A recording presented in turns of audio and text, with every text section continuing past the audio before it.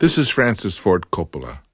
I encountered Shahnameh, the Epic of Kings, several years ago, and read it hungrily immediately. I felt I had discovered a treasure at the level of Gilgamesh, or the great Homer epics, only this time from ancient Persia. These tales were composed in its present form in about the 11th century by the Persian poet Ferdowsi, and happily fulfilled my expectations with stories and names of great kings I was not actually unfamiliar with, having remembered their mention in the Rubaiyat of Omar Khayyam, which I knew by heart for the purpose of reciting to the young high school girls I wanted to know.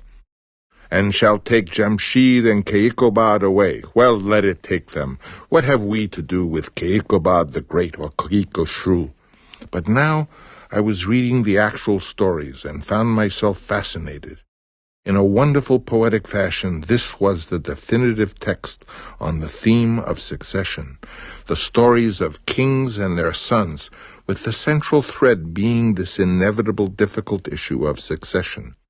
I was struck with how often it wasn't the son who was faithless and betrayed the father, but the reverse. The power of the king was great, but the need for the son's help also great, and although the father had told the son if he would lead the army and defeat the enemy, he would become the new king, the son would return victorious only to have his father's promise broken, usually because of a new young queen whom the father had married.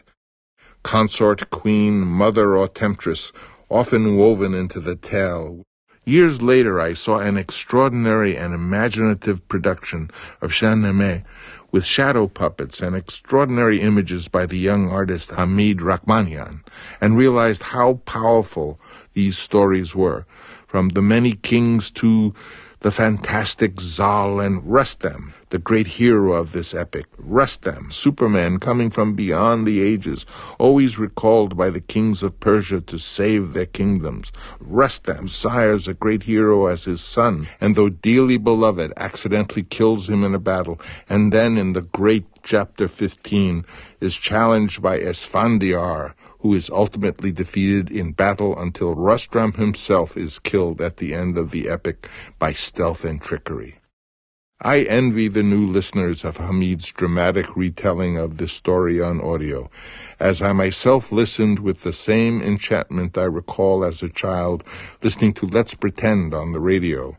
It is dramatic with music and sound effects in its own, perhaps slightly overblown style, but effective nonetheless. The great epic of Shahnameh. The fickle world capriciously grants favors and ever inflicts unjust pain. Fortunate is the one who supplants worries for serenity of the heart and calms his covetous nature and shares his wealth without fears and petty thoughts. Creating this audiobook breathes new life into the Shahnameh stories. It is an immersive experience, making these ancient tales tangible for those who are new to these incredible heroics, and a delight for those already familiar with the poem.